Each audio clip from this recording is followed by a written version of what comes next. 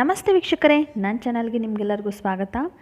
ಇವತ್ತಿನ recipe instant mango pickle, ಅಂದರೆ ದಿಢೀರಾಗಿ ಮಾಡುವಂತಹ ಮಾವಿನಕಾಯಿನ ಉಪ್ಪಿನಕಾಯಿ ಅಂದ ತಕ್ಷಣ ಎಲ್ಲರ ಬಾಯಲ್ಲೂ ನೀರು ಬಂದೇ ಬರುತ್ತೆ. ತುಂಬಾ ರುಚಿಯಾದಂತಹ ಉಪ್ಪಿನಕಾಯಿ ಹೇಗೆ ಮಾಡೋದು, ಅದು 20 ನಿಮಿಷದಲ್ಲಿ ಅಂತ ನೋಡೋಣ ಬನ್ನಿ.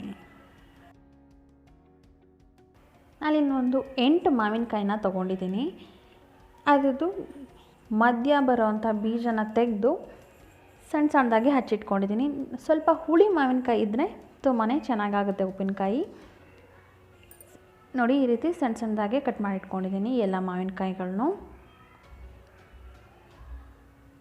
ಇಲ್ಲಿ ಒಂದು ಅರ್ಧ ಲೀಟ್ರ್ ಆಗೋಷ್ಟು ನೀರನ್ನು ಒಂದು ಪಾತ್ರೆಯಲ್ಲಿಟ್ಟು ಕುದಿಲಿಕ್ಕಿಟ್ಟಿದ್ದೀನಿ. ಅದಕ್ಕೆ ಒಂದು 4 ಚಮಚ ಆಗೋಷ್ಟು ಉಪ್ಪನ್ನು ಹಾಕ್ಕೊಂಡು ನೀರನ್ನ ಚೆನ್ನಾಗಿ ಕುದಿಸ್ಕೋಬೇಕಾಗತ್ತೆ.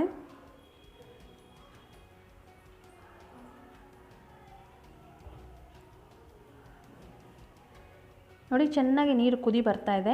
ಇವಾಗ ನಾನು ಸ್ಟವ್ ಆಫ್ ಮಾಡಿ ಇದನ್ನು ತಣ್ಣಗಾಗ್ಬಿಡ್ತಿದ್ದೀನಿ. ಇದು ಕಂಪ್ಲೀಟಾಗಿ ತಣ್ಣಗಾಗೋವರೆಗೂ ವೇಟ್ ಮಾಡಬೇಕಾಗತ್ತೆ.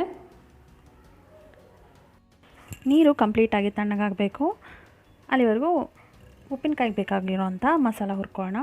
ನಾನಿಲ್ಲಿ 2 ಚಮಚ ಆಗೋಷ್ಟು ಮೆಂತ್ಯನ ತೊಗೊಂಡಿದ್ದೀನಿ. ಚೆನ್ನಾಗಿ ಇದನ್ನು ರೋಸ್ಟ್ ಮಾಡ್ಕೊತಾ ಇದ್ದೀನಿ. ಚೆನ್ನಾಗಿ ಕೆಂಪಾಗೋವರೆಗೂ ರೋಸ್ಟ್ ಮಾಡ್ಕೋಬೇಕು. ಅದ್ರ ಜೊತೆಗೇ 4 ಚಮಚ ಆಗೋಷ್ಟು ಸಾಸಿವೆ ತೊಗೋತಾ ಇದ್ದೀನಿ. ಸಾಸಿವೆ ಚೆನ್ನಾಗಿ ಚಟಪಟ ಅಂತ ಸಿಡಿಯೋವರೆಗೂ ಚೆನ್ನಾಗಿ ಅದನ್ನು ರೋಸ್ಟ್ ಮಾಡ್ಕೋಬೇಕಾಗತ್ತೆ. ನೋಡಿ, ಇಲ್ಲಿ ಸಾಸಿವೆ ಚೆನ್ನಾಗಿ ಚಟಪಟ ಅಂತ ಸಿಡಿದು ಫ್ರೈ ಆಗಿದೆ. ಇಷ್ಟಾದರೆ ಸಾಕು. ನಾನಿಲ್ಲಿ ಗ್ಯಾಸ್ನ ಆಫ್ ಮಾಡಿಕೊಂಡು ಇದನ್ನು ತಣ್ಣಗಾಗ್ಬಿಡ್ತಾ ಇದ್ದೀನಿ. ತಣ್ಣಗಾದ ನಂತರ ಈ ಹುರಿದಿದ್ದಂಥ ಮಸಾಲ ಏನಿದೆ ಅದನ್ನು ಒಂದು ಮಿಕ್ಸಿ ಜಾರ್ಗೆ ಹಾಕ್ಕೊಂಡು ಅದ್ರ ಜೊತೆಗೇ ಒಂದು 1/4 ಚಮಚ ಆಗೋಷ್ಟು ಹಿಂಗೆ ಹಾಕ್ಕೊಂಡು ರುಬ್ಕೋಬೇಕಾಗತ್ತೆ.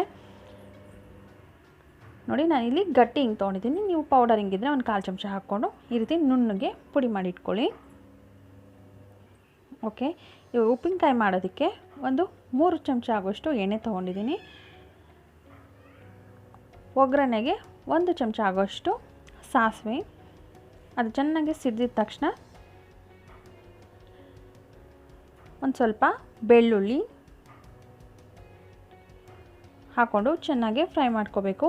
ಚೆನ್ನಾಗಿ ಗೋಲ್ಡನ್ ಬ್ರೌನ್ ಆಗೋವರೆಗೂ ಫ್ರೈ ಮಾಡಿಕೊಂಡು ಅದಕ್ಕೇ ಸ್ವಲ್ಪ ಒಂದು 4ರಿಂದ 5 ಎಸಳು ಕರಿಬೇವಿನ ಸೊಪ್ಪನ್ನು ಹಾಕೋತಾ ಇದ್ದೀನಿ. ಕರಿಬೇವಿನ ಸೊಪ್ಪು ಬೆಳ್ಳುಳ್ಳಿ ಎಲ್ಲ ಚೆನ್ನಾಗಿ ಫ್ರೈ ಆಗಬೇಕು. ಕರಿಬೇವು ಚೆನ್ನಾಗಿ ಕ್ರಿಸ್ಪ್ ಆಗೋವರೆಗೂ ಮತ್ತು ಬೆಳ್ಳುಳ್ಳಿ ಗೋಲ್ಡನ್ ಬ್ರೌನ್ ಬರೋವರೆಗೂ ಚೆನ್ನಾಗಿ ಫ್ರೈ ಮಾಡ್ಕೋಬೇಕಾಗುತ್ತೆ. ನೋಡಿ, ಇದು ಚೆನ್ನಾಗಿ ಫ್ರೈ ಆಗಿದೆ. ಬೆಳ್ಳುಳ್ಳಿ ಎಲ್ಲ ಕಲರ್ ಚೇಂಜ್ ಆಗಿದೆ. ಇಷ್ಟ ಆದರೆ ಸಾಕು. ಗ್ಯಾಸ್ನ ಆಫ್ ಮಾಡ್ಕೊಂಬಿಡೋಣ. ಇದಕ್ಕೇ ನಾವು ಸಣ್ಣ ಸಣ್ಣದಾಗಿ ಹಚ್ಚಿದಂಥ ಮಾವಿನಕಾಯಿ ಪೀಸ್ ಏನಿದೆ ಅದನ್ನು ಹಾಕೋತಾ ಇದ್ದೀನಿ. ನಾವು ಪುಡಿ ಮಾಡಿದ್ದಂತಹ ಪೌಡರ್ ಏನಿದೆ ಮೆಂತ್ಯ ಮತ್ತು ಸಾಸಿವೆದು ಮತ್ತು ಹಿಂಗೆ ಹಾಕಿರೋದು ಅದನ್ನು ಹಾಕೋತಾ ಇದ್ದೀನಿ. ಅದ್ರ ಜೊತೆಗೇ ಒಂದು ಅರ್ಧ ಚಮಚ ಆಗೋಷ್ಟು ಅರಿಶಿಣ, ಹಾಗೆಯೇ ಖಾರದ ಪುಡಿ. ನಾನಿಲ್ಲಿ ಬ್ಯಾಡಗಿ ಮೆಣಸಿನ್ಕಾಯಿ ಖಾರದ ಪುಡಿ ಇದು. ಅದು ಖಾರ ಹೆಚ್ಚಾಗಿಲ್ಲ, ಹಾಗಾಗಿ ನಾನು 4 ಚಮಚ ಅಷ್ಟು ಹಾಕ್ಕೊಂಡಿದ್ದೀನಿ. ನಿಮ್ಮ ಮೆಣಸಿನ್ಕಾಯಿ ಖಾರ ಜಾಸ್ತಿ ಇದ್ದರೆ ನೋಡಿಕೊಂಡು ಹಾಕ್ಕೊಳ್ಳಿ. ಹಾಕ್ಕೊಂಡು ಚೆನ್ನಾಗಿ ಇದನ್ನು ಮಿಕ್ಸ್ ಮಾಡ್ಕೊಳ್ಳೋಣ.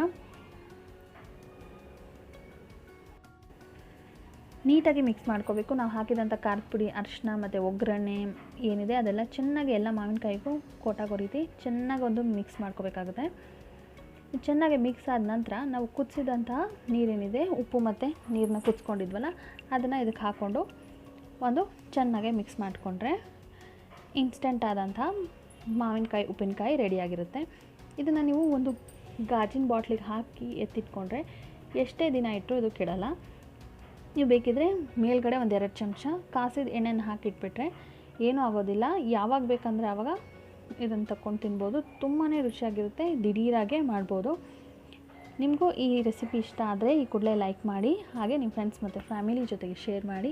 ನೀವೇನು ನನ್ನ ಚಾನಲ್ನ ಸಬ್ಸ್ಕ್ರೈಬ್ ಮಾಡ್ಕೊಂಡಿಲ್ಲ ಅಂದರೆ ಸಬ್ಸ್ಕ್ರೈಬ್ ಮಾಡ್ಕೊಳ್ಳೋದನ್ನ ಮರಿಬೇಡಿ. ಮತ್ತೊಂದು ಈಸಿ ಇಂಟ್ರೆಸ್ಟಿಂಗ್ ರೆಸಿಪೀಸ್ ಜೊತೆಗೆ ಮತ್ತೆ ಸಿಗ್ತೀನಿ. Thanks for watching. ಬಾಯ್.